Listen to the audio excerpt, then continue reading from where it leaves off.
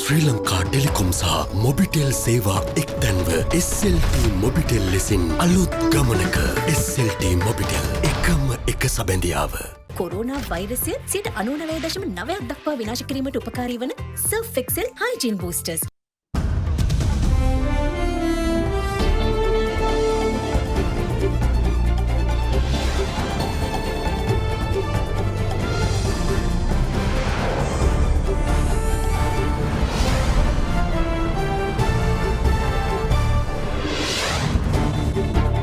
අද 2021 ජනවාරි 14 බ්‍රහස්පතින්දා සිරස්තල.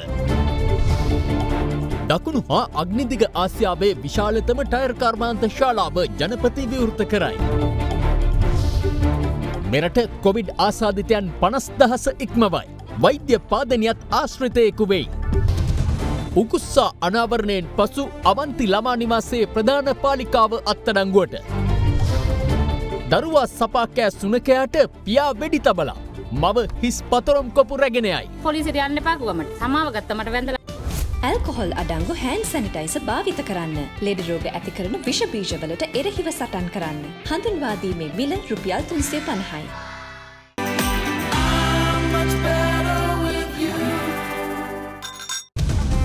From Adaderana, this is Adaderana Prime Time with Kushani Fernando and Kalindu Karuna Ratna. Live from Studio 24 in Colombo. අයිබෝවන් ඔබ අදත් එක්වන්නේ ශ්‍රී ලංකාවේ අංක 1 සහ විශ්වසනීයම පුවත් විකාශය අද දෙරණ 6:55 සමගින්. නෙලාගත් නැවුම් අස්වැන්න සූර්ය දෙවියන් වෙනුවෙන් පූජා කිරීම සිදු කෙරෙන තයිපොංගල් දිනය අදයි. පවතින කෝවිඩ් වාතාවරණය තුළ සෞඛ්‍යාරක්ෂිත ක්‍රමවේදවලට යටත්ව ආගමික වතාවත්වලට මුල් තැන දෙමින් තයිපොංගල් දිනය සැමරීමට හින්දු භක්තිකයින් කටයුතු කළා.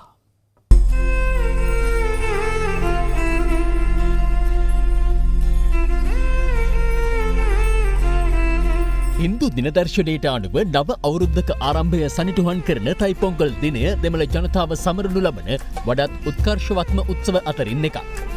අස්වැන්න නෙලිමේ උත්සවය යන අරුත ඇති තයිපොංගල් උත්සවය ලෝකපුරා වාසය කරන හින්දු බැතිමතුන් විසින් සෑම වසරකදීම සමරනු ලබනවා. පොංගල් යන දමිළ වචනයේ අදහස වන්නේ උතුරායාම නොහොත් පිටාර ගැලීම යන්නයි.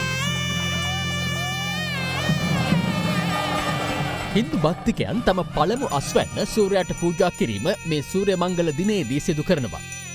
මෙරට දෙමළ ජනතාවද අද උදැසන සිට දිවයින පුරා කෝවිල්වල දේශීය ආගමික වතාවත්වල නිරත වුණා.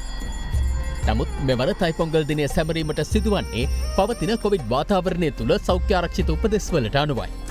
ඒ අනුව සීමිත පිරිසකගේ සහභාගිත්වයෙන් නුවරඑළිය සහ හැටන් ආශ්‍රිත වතුකරේ ජනතාව ප්‍රධාන තයිපොංගල් පූජාව හැටන් ශ්‍රී මාණික පිල්ලයාර් කෝවිලේදී අද සිදු කළා.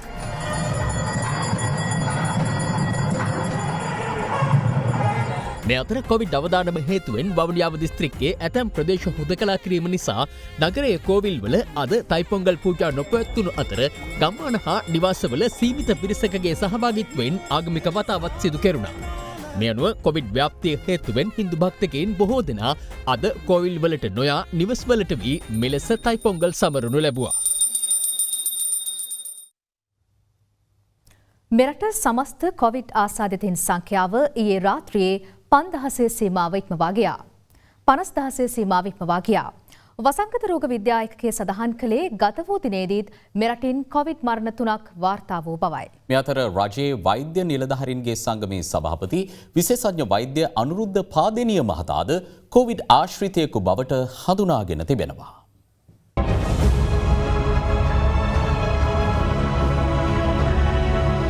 රජයේ වෛද්‍ය නිලධාරීන්ගේ සංගමේ සභාපති විශේෂඥ වෛද්‍ය අනුරුද්ධ පාදනීය මහතාගේ කැලණිය දිප්පිටිගොඩ ප්‍රදේශයේ පිහිටි නිවසේ පසුගිය 8 වනදා ප්‍රිය සංഭാෂණයක් පවත්වා තිබෙනවා. ඒ ඔහුට හිතවත් පවුල් 3ක සමාජිකයින් සහ තවත් 20 දෙනෙකුගේ පමණ සහභාගීත්වයෙන් පසුව අනාවරණය වූයේ එම ප්‍රිය සම්භාෂණයට සහභාගී වූ මිනුවන්ගොඩ උගල්ගොඩ ප්‍රදේශයේ පදිංචි වෛද්‍යවරයෙකුට කොවිඩ් ආසාදනය වී ඇති බවයි. ඔහු අවිස්සාවේල්ල මූලික රෝහලට අනුයුක්තව සේවය කරන වෛද්‍යවරයෙක්. මෙම වෛද්‍යවරයා පසුගිය 10 වෙනිදා විවාහ මංගල්‍යයකටද සහභාගී වී තිබූ අතර ඔහු මේ වන විට IDH රෝහලේ ප්‍රතිකාර ලබනවා. සෞඛ්‍ය අංශ දැනුම් දී ඇත්තේ පාදනීය මහතාගේ ප්‍රිය සම්භාෂණයට සහභාගී වූ සියලු දෙනා නිරෝධායනයට ලක් කරන ලෙසයි. ඒ අනුව ප්‍රදේශයේ භාර මහජන සෞඛ්‍ය පරීක්ෂකවරුන් තිදෙනෙකු පාදනීය මහතාගේ නිවසට ඊයේ රාත්‍රියේ ගොස් තිබුණා. කැලණිය සෞඛ්‍යකාරී කාර්යාලයේ කැලණිය කොට්ටාශ භාර මහජන සෞඛ්‍ය පරීක්ෂකවරයා ඊයේ රාත්‍රියේ විශේෂඥ වෛද්‍ය අනුරාධ පාදනීය මැතිතුමාගේ නිවසට ගිහිල්ලා තියෙනවා නිරෝධායන කටයුතු සඳහා. නමුත් එතුමාගේ නිවසයන් කිසිවෙක් මේ නිවසේ රැඳී ඉඳලා නැහැ. ජංගම දුරකථනය හරහා එතුමා සම්බන්ධ කරගන්න උත්සාහ කරත් උත්සාහය අසාර්ථක වෙලා තියෙනවා. ඒ වගේම අද දින පෙරවරුවේත් ඒ නිවසේ කිසිවෙක් රැඳී ඉඳලා නැහැ. නමුත් මේ මොහොත වෙනකන් විශේෂඥ වෛද්‍යවරයා පැමිණි බවට තොරතුරු සැපයලා නැහැ. ඒ වගේම කොළඹින් බැහැරව සිටින බවට තමයි තොරතුරු එතුමා මේ ආසාද්‍යයට නිරාවරණය වුණා කියලා දන්නවා නම් විමර්ශන කටයුතු සඳහා අවශ්‍ය තොරතුරු සපයන්නත් නිරෝධායන කටයුතු සඳහා සහභාගී වෙන්නත් එතුමාට වගකීමක් තියෙනවා කියලා අපි විශ්වාස කරනවා. මුලින්ම වාර්තා වෙච්ච ආසාදිතයාගේ නැගණියත් අද දිනේදී වාර්තා වුණා ආසාදිතයෙක් විදිහට PCR පරීක්ෂණදී තහවුරු වුණා. ඒ නිසා අපි ඒ වෛද්‍යවරයාගේ ආශ්‍රිතයින් සියලු දෙනා සෞඛ්‍ය වෛද්‍යවරුන්ගේ උපදෙස් මත අවශ්‍ය ක්‍රියාමාර්ග ගන්නත් නිරෝධායනය කරන්නත් ඉදිරියේදී බලාපොරොත්තු වෙනවා. සිද්ධිය සම්බන්ධයෙන් අප කැලණිය සෞඛ්‍ය වෛද්‍ය නිලධාරී වෛද්‍ය චන්දිමා වික්‍රමගේ මහත්මියගෙන් විමසීමක් කළා. කෙනෙක් විදිහට ප්‍රතිපාදනීය දන්නවා. දැනගෙන මට කතා කරා. සර් ඉන්නවා කිව්වේ දැරණිය ගල ගිහිල්ලා. එහෙ ගියාට පස්සේ තමයි දැනගෙන තියෙන්නේ. කොහොමද තනියෙන් තමයි ඉඳලා තිබ්බේ. මේ දැන් එනවා කිව්වා වහම මේ අපේ සාම්ප්‍රදායිකව කරන නිරෝධායන කටයුතු මේ බෝඩ් එක ගහලා ඒ ටික කරනවා. ඊළඟට PCR කරලා ඒ ටික අපි කරන්න. මේ අතර මෙරටින් හමු එංගලන්තේ නව කොවිඩ් ප්‍රභේදය සහිත එංගලන්ත ක්‍රිකට් පිලේ තුන් ඉරියව් ක්‍රීඩක මොයින් අලිගේ ආශ්‍රිතයන් කිසිවෙක් මෙරටින් වාර්තා වී නැතැයි සෞඛ්‍ය අංශ පවසනවා. බ්‍රිතාන්‍යයේ සිට ලංකාවට ක්‍රිකට් සංචාරය සඳහා පැමිණි කණ්ඩායමේ එක පුද්ගලයෙකුට මේ COVID-19 ආසාදනය වුණා. ඒ ආසාදනය වීම සිද්ධ වුණේ මේ වෛරසය නිසා බව හඳුනාගෙන තියෙනවා. ඒ පුද්ගලයා අපේ රටේ අයත් සමග කිසිම විදියකින් ගැටීමක් සම්බන්ධතාවයක් ඇති වෙන්නේ නොවෙච්ච නිසා ඒ වෛරසය අපේ සමාජයට ඇතුළු වීමේ අවදානමක් මේ අවස්ථාවේදී අපි දකින්නේ නැහැ. ගත වූ දිනේ මෙරටින් COVID-19 ආසාදිතයන් 692 දෙනෙකු හඳුනා ගනු ලැබුවා. ඉන් ආසාදිතයින් වැඩිම පිරිසක් වාර්තා වූයේ කොළඹ දිස්ත්‍රික්කයෙන්. එම සංඛ්‍යාව 223ක්. ගම්පහින් ආසාදිතයන් 119 දෙනෙකුද කළුතරින් ආසාදිතයන් 112 දෙනෙකුද ඊයේ හඳුනා ගැනුණා. මාතලේ දිස්ත්‍රික්කයෙන් ඊයේ වාර්තා වූ ආසාදිතයන් ගණන 34ක්. ගාල්ලෙන් ආසාදිතයන් 18 දෙනෙකුත් මහනුවර හා කුරුණෑගල යන දිස්ත්‍රික්කවලින් ආසාදිතයන් 17 දෙනෙකු බැගින්ද ඊයේ වාර්තා වී තිබුණා. ප්‍රදේශයේ තහවුරු කරගත නොහැකි කොවිඩ් ආසාදිතයන් 55 දෙනෙක්ද විදේශයන්හි සිට පැමිණි 5 දෙනෙකුද ඊයේ කොවිඩ් ආසාදිතයන් බවට හඳුනා ගැනුණා. තහවුරු නොකළ රෝගීන් 39 දෙනෙක් ඊයේ විශ්ලේෂණාත්මක තොරතුරු හරහා හෙළිදරව් වෙනවා. ඒතර මේක ඊටාම් භයානක තත්ත්වයක්. මොකද මේ සියලු දෙනා ලංකාවේ ඇතුලේ කොහේ හරි ඉන්න අය. ඒ සියලු දෙනා අපි අඳුනගනත් නිදහසේ සමාජය තුල ඔබම ගමන් කරමින් ඉන්නවා. මෙරට සමස්ත COVID-19 මරණ සංඛ්‍යාව ඊයේ 247ක් දක්වා ඉහළ ගියේ තවත් පුද්ගලයන් 30 දෙනෙකු COVID ආසාදනයේ හේතුවෙන් මිය යාමත් සමගයි. කොළඹ ජාතික රෝහලේ ප්‍රතිකාර ලබමින් සිටියේදී COVID ආසාදිත බවට හඳුනා ගැනීමත් සමග හෝමාගම රෝහලට ඇතුළත් කර සිටි පුද්ගලයෙකු මිය ගොස් තිබෙනවා. ඔහු 66 හැවිරිදි බත්තරමුල්ල ප්‍රදේශයේ පදිංචිකරුවෙක්. එමෙන්ම කොළඹ 15 ප්‍රදේශයේ පදිංචිව සිටි 81 හැවිරිදි පුද්ගලයෙකුද මිය ගොස් තිබුණේ COVID-19 නියුමෝනියා තත්ත්වයක් සමග ඇති වූ ශ්වසන පද්ධතියේ උග්‍ර ආසාදනයේ හේතුවෙන්.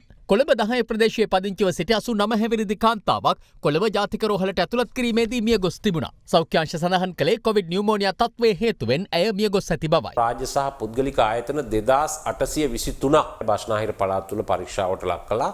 ආයතන 473ක් ගැසට් නිවේදනය අනුව කටයුතු කළ නැහැ. එම ආයතන 473 පරිපාලකින්ට කළමනාකරුවන්ට එරෙහිව අපි අධිකරණයේදී ඉදිරියේදී නඩු පැවරීමට කටයුතු කරනු ලබනවා. වවුනියම පට්ටාංචචූර් ගම්මානයේ කොවිඩ් ආසාදිත ගර්භණී කාන්තාවගේ ආශ්‍රිතයන්ගෙන් ව්‍යාප්ත වූ වෛරසය මෙවන විට එම ගම්මානයේ තවත් 148 දෙනෙකුට ආසාදනය වී ඇතැයි වවුනියාව මහජන සෞඛ්‍ය පරීක්ෂක කාර්යාලය පවසනවා. මෙලෙස වවුනියාව නගරයේ ආශ්‍රිතව ආසාදිතයන්ගේ සංඛ්‍යාව ඉහළ යාම නිසා නගරයේ ප්‍රධාන මාර්ග වසා දමා ඇති බව අද දින වාර්තාකරු සඳහන් කළා.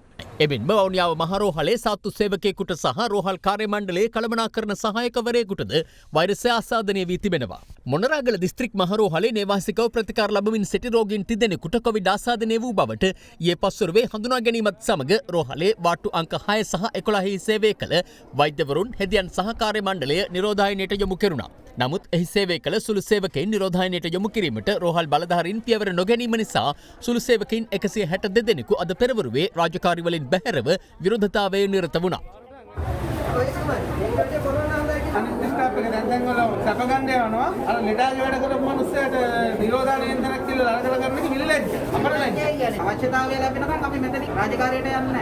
හංවැල්ල හරස්පාර ප්‍රදේශයේ මනාලියන් හැඩගැන්වීමේ ආයතනයක හිමිකාරිය සහ ඇගේ දියණියට කොවිඩ් ආසාදනය වී ඇති බව ඊයේ හඳුනා ගැනුණා. ඔවුන්ගේ ආශ්‍රිතයින් වූ පවුල් 7ක සමාජිකයින් මේ වන විට නිරෝධායනයට යොමු කර තිබෙනවා. මේ අතර ඊයේ සබරගමුව පළාත් සභාවේ සිදු කළ PCR පරීක්ෂණයකින් එහි කාර්ය මණ්ඩල සේවකයින් 9 දෙනෙකු සහ මුරකරුවෙකු කොවිඩ් ආසාදිත බවට තහවුරු වී තිබෙනවා. ඒ අනුව අද පළාත් සභා ගොඩනැගිල්ල විෂ බීජ හරණය කෙරුණා. දැරණියගල ඉලුක්තන්න ගම්මානයේ පුද්ගලයින් 90 දෙනෙකු PCR පරීක්ෂණයට යොමු කර තිබූ අතර ඉන් 14 දෙනෙකු කොවිඩ් ආසාදිතයින් බවට තහවුරු වී ඇතැයි දැරණියගල සෞඛ්‍ය වෛද්‍ය නිලධාරී කාර්යාලය පවසනවා. අද වන විට දැරණියගල ප්‍රදේශයෙන් හමු වී ඇති සමස්ත කොවිඩ් ආසාදිතයන් සංඛ්‍යාව 105ක්.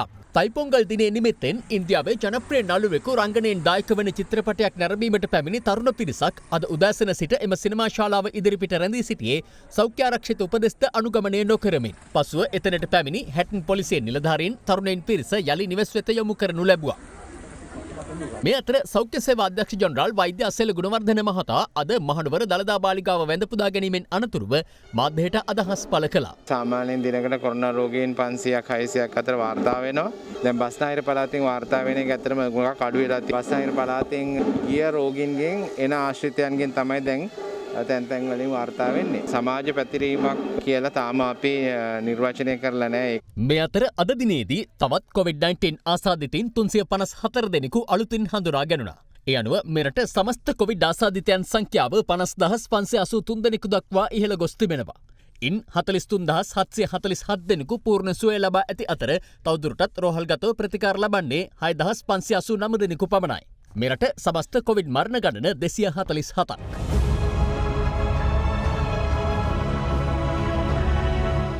මෙරට ස්ථාපිත කෙරුණු දකුණු හා අග්නිදිග ආසියාවේ විශාලතම ටයර් කර්මාන්ත ශාලාව අද ජනාධිපති ගෝඨාභය රාජපක්ෂ මහතා විසින් විවෘත කරනු ලැබුවා. මෙමකින් දේශීය රැකියා අවස්ථා රැසක් නිර්මාණය වන අතර මෙරට රබර් කර්මාන්තය ජාත්‍යන්තරයට ඔසවා තැබීම සඳහා සුවිසල් මෙහෙයක්ද ඉන් සැලසෙනවා. The big story. දකුණු සහ අග්නිදිග ආසියාවේ විශාලතම ටයර් නිෂ්පාදන කර්මාන්ත ශාලාව වන ෆෙරන්ටිනෝ ටයර් කෝපරේෂන් සමාගම හොරණ වගවත්ත අපනයන සැකසුම් කලාපයේදී අද පස්වරුවේ විවෘත කෙරුණා. ඒ ජනාධිපති ගෝඨාභය රාජපක්ෂ මහතාගේ ප්‍රධානත්වයෙන්. අක්කර 60ක භූමි ප්‍රදේශයක් පුරා විහිද පවතින මෙම ටයර් නිෂ්පාදන කර්මාන්ත ශාලාව දැනට සිලෝන් ස්ටීල් කෝපරේෂන් පෞද්ගලික සමාගමේ සභාපතිවරයා ලෙස කටයුතු කරන ප්‍රකට ව්‍යාපාරික නන්දන ලොකුවිතාන මහතාගේ සංකල්පයක ප්‍රතිඵලයක්. 2017 වසරේදී ඊට මුල්ගල තිබුණා. අමරිකානු ඩොලර් මිලියන 250ක ආයෝජනයෙන් ඉදිකරනු මෙම කර්මාන්ත ශාලාව මගින් SUV රථ සඳහා විශේෂ කාණ්ඩේ ටයර් මෙන්ම යතුරු පැදි තිරෝධ රථ සහ ට්‍රක් රථ සඳහා ටයර්ද ඝන ටයර් වර්ගද නිපදවනු ලබනවා. දේශීය කාර්ය මණ්ඩලයක් විසින් සංකීර්ණ යුරෝපා තාක්ෂණය භාවිත කරමින් මෙහි නිෂ්පාදන කටයුතු සිදු කිරීම විශේෂත්වයක්. මෙම ෆෙරන්ටිනෝ ටයර් සමාගම සිය ප්‍රධානතම අමුද්‍රව්‍ය ලෙස දේශීයව සපයාගනු ලබන රබර් භාවිත කිරීමට සැලසුම් කර තිබෙනවා. ව්‍යාපෘතියේ පළමු අදියර දැනටමත් අවසන් වී නිෂ්පාදන කටයුතු ආරම්භ වීමට නියමිත අතර දෙවැනි අදියරේ ඉදිකිරීම 2022 මාර්තු මාසයේ වන විට අවසන් කිරීමට නියමිතයි. දකුණු සහ අග්නිදිග ආසියාවේ විශාලතම ටයර් නිෂ්පාදන කර්මාන්ත ශාලාව වන ෆෙරන්ටිනෝ ටයර් කෝපරේෂන් ආයතනය මගින් නිෂ්පාදනය කරන පළමු නිමි ටයර් තොගය මේ මාසයේ අවසානයේදී ඇමරිකා එක්සත් ජනපදයේ වෙත අපනයනය කිරීමට නියමිතයි. අතිගරු ජනාධිපතිතුමා මේ ප්‍රොජෙක්ට් එක ගැන කීප පාරක් මාත් එක්ක කතා කරලා තියෙනවා. කොහෙන්ද රබර් ගන්නේ, මොනවාද කරන්නේ, ඉක්මනට පටන් ගන්න, ඉතලි කට්ටිය ගේන්න. මං හිතන්නේ මේ ප්‍රෙෂර් එක බලපෑවා මෙච්චර ඉක්මනට මේ කොරෝනා පරිසරය තුල මේක කරන්න. ඔබතුමා ඔබතුමාට දේශීය නිෂ්පාදනය වැඩි කරන්න ඕනේ, දේශීයත්වය වැඩි කරන්න ඕනේ. ඔබතුමා මේ යන ගමන අපිට බොහෝම පිටුවහලක් වෙනවා. මෙච්චර දහසක් ප්‍රශ්න තියෙන පරිසරයකට අපිට අවශ්‍ය ඔබතුමා වගේ නායකයෙක්. ඒ වගේම මම හිතන්නේ මම ලොකු අසාධාරණයක් කරන්නේ අපේ ගරු අග්‍රාමාත්‍යතුමාව අමතක කළොත් අපිට දර්ශනයක් වෙච්ච එතුමා මේ අවස්ථාවේ නැති වුණත් මම ශීර්ෂ ප්‍රණාමව සිහිපත් කරනවා. ඒ වගේම බැසිල් මැතිතුමාව මේ අවස්ථාවේ මම මතක් කළ යුතුයි. ප්‍රධාන වශයෙන් ආයතන පහක් මේ රටේ ටයර් කර්මාන්තකරණයේ ඉන්නවා. මේ ආයතන පහම අද වෙන විට දේශීය අවශ්‍යතාවයෙන් මිලියන 4ක පමණ අවශ්‍යතාවයක් අපිට සපුරන්න තියෙන්නේ. ඒ අවශ්‍යතාවයෙන් 75ක් මේ ආයතන පහ විසින් සැපිරීමේ හැකියාව තියෙනවා, සපුරන්න පුළුවන්කම තිබෙනවා. ඉතිරි 25 තමයි අපි පිට රටවල් වලින් ගෙන එන්න සිද්ධ වෙලා තිබෙන්නේ. නමුත් මේ ආයතනය ඒ සෑම වර්ගයකම ටයර් නිපදවන ආයතනයක් නිසා ඉතිරි 25 ප්‍රශ්නෙත් වැඩි කල් යන්න කලින් විසඳ ගන්න පුළුවන් වෙයි කියන විශ්වාසය අපට තිබෙනවා. 2020 වසරේදී අපි රබර් ආශ්‍රිත නිෂ්පාදන කර්මාන්ත වලින් අපහසු අවුරුද්දක සමාජීය සෞඛ්‍යමය වශයෙන් රුපියල් බිලියන 149ක් ජාතික ආර්ථිකයට එකතු කරගෙන තිබෙනවා. ඔබතුමන්ගේ මේ සුවිශේෂී කර්මාන්ත ශාලාව 2021 වසරේදී ලංකාවේ අපනයන ආදායමට මුදල් එකතු කරන විට ලංකාවේ රබර් ආශ්‍රිත නිෂ්පාදන වලින් අපේ අපනයන ආදායම රුපියල් බිලියන 181 වන බව අපිට නිසකයි. හම්බන්තොට වරාය පරිශ්‍රයේ දිවන ටයර් කර්මාන්ත ශාලාව සමග සමහරක් විට ඉදිරි කාලෙදී අපිට තේ වලින් අපි ලබන අපනයන ආදායමට වඩා වැඩි අපනයන ආදායමක් රබර් ආශ්‍රිත නිෂ්පාදන වලින් ලබා ගන්නට පුළුවන් වෙයි කියලා අපි විශ්වාස කරනවා. බැංකු පොලිය අඩුම වෙලාවේ ලක්ෂ 5ක් ගෙවා වෙන් කරගන්න. Mulberry Residence. අනුරාධපුර අවන්ති දේවී කාන්තා ළමා නිවාසයේ ප්‍රධාන පාලිකාව අත්අඩංගුවට ගෙන තිබෙනවා. එහි සිදුවන විවිධ අක්‍රමිකතා සහ අකටයුතුකම් රැසක් පිළිබඳව අද දෙරණ උකුස්සා සිදු කළ අනාවරණයෙන් පසුවයි.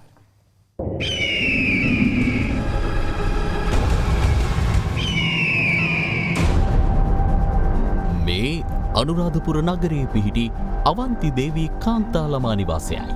උතුරු මැද පළාත් පරිවාස හා ළමාරක්ෂක දෙපාර්තමේන්තුව යටතේ ක්‍රියාත්මක මේ ළමා නිවාසය තුළ සිටි දැරියන් ගණන 60කට ආසන්න වනවා. මේ ළමා නිවාසයේ සිදුවන අකටයුතුකම් සම්බන්ධයෙන් ලැබුණු රහස්‍යගත තොරතුරු අනුව අප දින ගණනාවක් මෙහි ගවේෂණයක නිරත වුණා.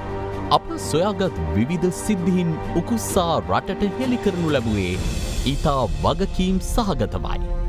ඒ පරිවාස ඉන්න කාලේ ඒක ඇතුළට මිනිස්සු වෙනවා. කියන්නේ ඒක ඇතුලේ කිසිම ආරක්ෂාවක් නැහැ. ජනෙල් බාගෙට තියෙන්නේ. ඒවා අරගෙන උරාට මිනිස්සු ඇවිල්ලා ඒකට එබෙනවා. ඒ වගේ ඒවා තියෙනවා.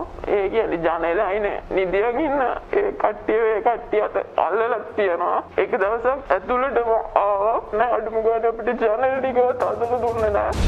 උකුස්සා කළ අනාවරණයේ ප්‍රතිඵලයක් ලෙස අවන්ති දේවී කාන්තා ළමා නිවාසයේ සිදු වූ නීති විරෝධී ක්‍රියා සම්බන්ධයෙන් අමරා වීරසිංහ නැමැති එහි ප්‍රධාන පාලිකාව අද පොලිසිය විසින් අත්අඩංගුවට ගනු ලැබුවා. පොලිස් මාධ්‍ය ප්‍රකාශක නියෝජ්‍ය පොලිස්පති අජිත් රෝහණ මහතා සඳහන් කළේ ළමා නිවාසයේ දරුවන්ගෙන් ලබාගත් ප්‍රකාශ පදනම් කොට ගනිමින් පාලිකාව අත්අඩංගුවට ගත් බවයි.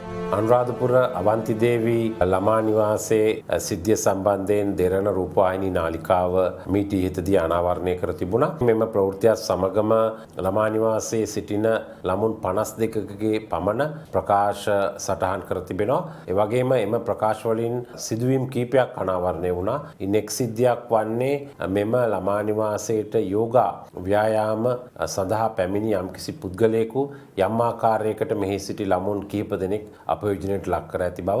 ඒ අනුව අදාළ 34 හැවිරිදි පුද්ගලයෙක් අනුරාධපුර පොලිසිය විසින් මීට දින 2කට පෙර අත්අඩංගුවට ගනු ලැබුවා. ඔහු අනුරාධපුර අධිකරණය වෙත ඉදිරිපත් කිරීමෙන් අනතුරුව රක්ෂිත බන්ධනාගාර ගත කරනු ලැබුවා. එමෙන්ම ළමයින්ගේ ප්‍රකාශ තවදුරටත් සටහන් කිරීමේදී අනාවරණය වී තිබෙනවා. මෙම ළමා නිවාසයේ ප්‍රධාන පාලිකාව විසින් ළමයින් ක්‍රූරත්වයට භාජනය කර ඇති බව.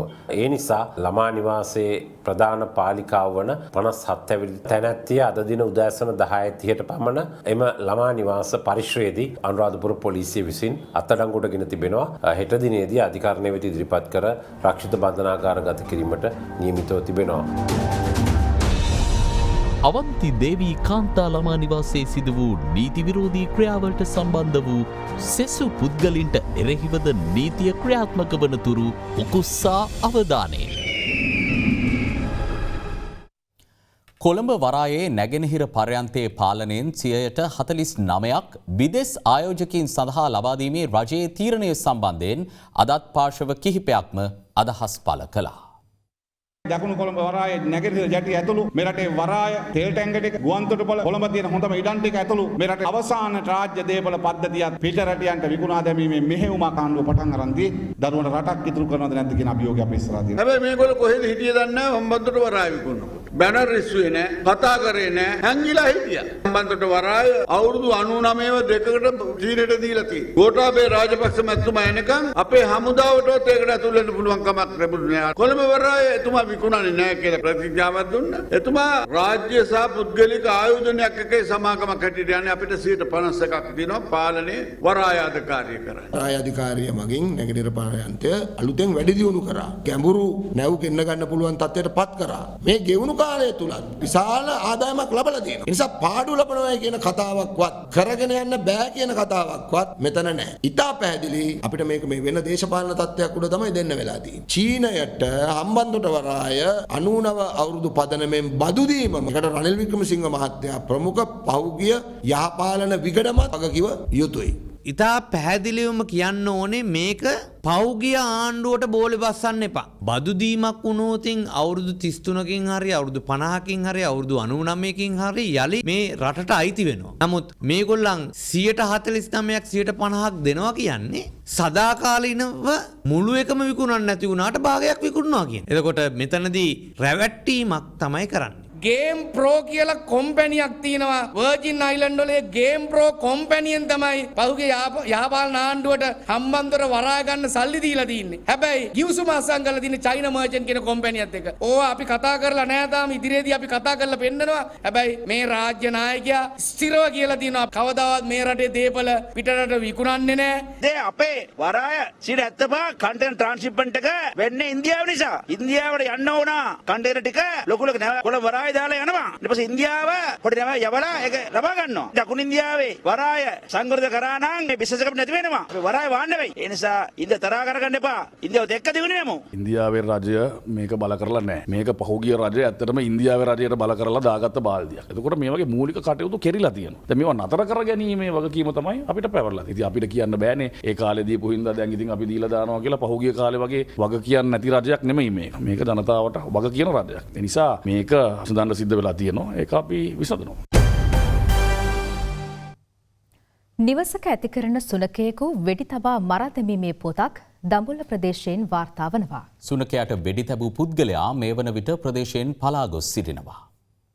ගල්කිරියාගම දඹුළු හල්මිල්ලෑව ප්‍රදේශයේ නිවසක පිටුපස කොටසේ බැඳ සිටි මෙම සුනකයාට පුද්ගලයෙකු විසින් වෙඩි තබා මරා දමා තිබුණේ ඊයේ රාත්‍රියේ. ඊයේත් මං ගොඩට ආවරය අඟ පුරාම නැග්ගා. ඉන්නොත් තමයි ඒක හපන්නේ. පොඩියමක කොච්චර හෙල්ලම් කර කර ඉන්නේ. සුනකයා තම දරුවාව සපා කැමෙන් කෝප වූ පුද්ගලයෙකු පසුව පැමිණ මෙම සුනකයාට වෙඩි තබා ඇතැයි ඌගේ හිමිකරු පවසනවා. එයාගේ බබාගේ සෙල්ලම් කර කර ඉන්නකම බයිස්කලේ වද්දලා මෙතනින් අපල දිනා මේ බල්ලා. දත් දෙකක් විතර වැදිලා තියෙනවා. අපි සෝදලා ඉවරලා ළමයාව ගෙදරට ගිහින් බාර දීලා බේත් විදපු කාඩ් එකත් එක්ක 10යි කාලට මං ජනේලෙන් බලනකොට චට චට ගාලා වෙඩි දෙවදුනා. වෙඩි වදිනකොටම මෙතනින් පයින් ඇවිල්ලා මෙතනින් යන්න ගියාලා ගෙහෙන්න. එයාලා ගෙහෙන්නේ හැපෙතේ තියෙන. ඔව් තුවක්වත් දැක්ක මනුස්සයෙක් දැක්කා. වෙඩි 11ක් විතර වැදුනා. මුනිස්සන්කට 11ක් මෙතන තිබ්බා. 11 යාගේ නෝනා 7ක් අහුල ගත්තා. ඊටු ටික දැන් පොලිසියෙන් අරන් ගියා. පොලිසියට යන්න එපා කිව්වා මට. සමාව ගත්තා මට වැඳලා. අදාළ පුද්ගලයා මීට පෙර අවස්ථා කිහිපයකදීද සුනකයින් මරා දමා ඇති බවට ප්‍රදේශවාසීන් චෝදනා කරනවා. ඒ බල්ලා පාරේ යන්න දෙන්නේ නැහැ. පාරෙන් දෙන්නට ඌ ඇවිල්ලා බලමු වෙඩි දිලා මැරුවා ඒකට. මේ බල්ලාගේ අම්මා. ඒක වදිද වෙඩි තිබ්බේ. මේ පාරේ. එයාම ඇවිල්ලා. ඔව්. මෙතන හන්දියෙන් බල්ලේ පොහොරේ දාලා පොළවේ ගැහුවා එක දවසක්. ළමයි දෙන්න හම්බුණා නම් ළමයි දෙන්නෙන් එක ළමයෙකුට අපේ ළමයට වෙඩි තියලා යයි ඔය වගේ. පොලිසියෙන් ආවද මොකද මේ? පොලිසියෙන් ඇවිල්ලා මේක කපන්න ඕනේ කිව්වා. බලදාන්න එපා පරන්සක් කරලා. සුනකයාට වෙඩි තැබූ බව කියන පුද්ගලයා මේ වන විට ප්‍රදේශයෙන් පලා ගොස් ඇති අතර ඔහු සොයා පොලිස් පරීක්ෂණ ක්‍රියාත්මකයි. කොවිඩ් ආසාදිතයෙකුගේ ආශ්‍රිතයෙකු බවට පත් වූ රජයේ වෛද්‍ය නිලධාරීන්ගේ සංගමේ සභාපති විශේෂඥ වෛද්‍ය අනුරුද්ධ පාදේනිය මහතා මේ වන විට ස්වයං නිරෝධායනයට යොමු කර සිටිනවා. තමා කැලණියේ පිහිටි සිය නිවසේ නිරෝධායන නීතිවලට අනුකූලව කටයුතු කරමින් සිටින බව ඒ මහතා අද දරනට සඳහන් කර සිටියා.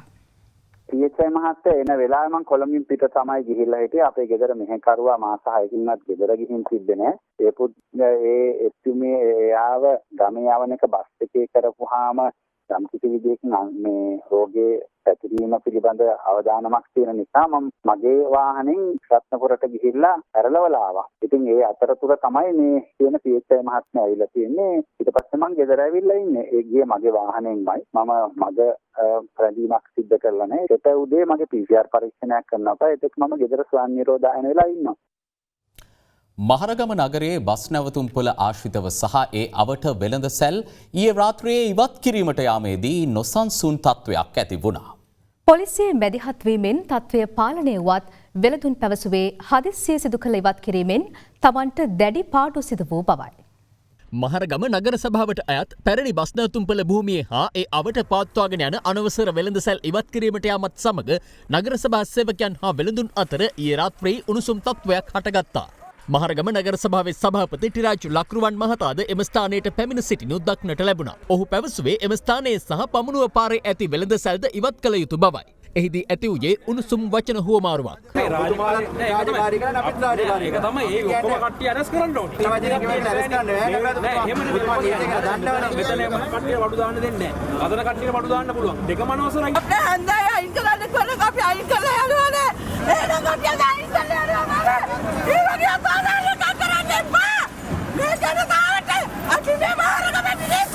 අධිකරණයේදී ගැටලුවට විසඳුම් සෙවිය හැකි බවට පොලිසිය පැවසීමත් සමග වෙළඳුන් එම ස්ථානයෙන් ඉවත්ව ගියා. අපි මේ ඇඟේ හයියෙන් කටේ හයියෙන් කතා කරන්න යන්නේ නැහැ. මේ කියන්නේ අපි උසාවියට ගිහිල්ලා උසාවිය හරහා මේකට විසඳුමක් ගන්න. හරිනේ.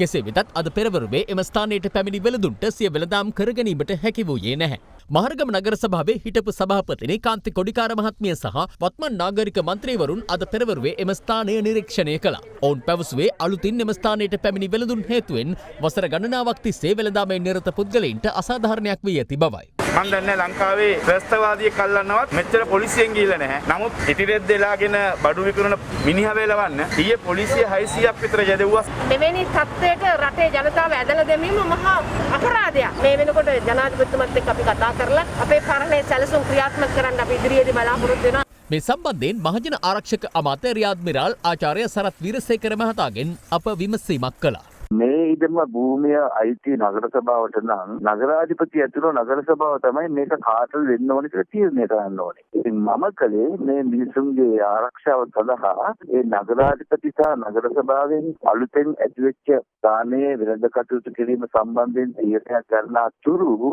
පොලිසියට කිව්වා එතෙන්ට කාටවත් එන්න දෙන්න එපා කියලා. මේ ඒක දේශපාලනඥයෝ එකතු වෙලා මේ දේවල් කරන්න මිනිසුන් උත්සාහනකොට මිනිසුන්ගේ ජීවිතයට හානියක් වුණොත් කවුද හොයන්නේ? මෙතන නගර සභාවේ තීරණයක් ගන්න අතුරු මෙතෙන්ට කාටවත් අපි එන්න දෙන්නේ නැහැ.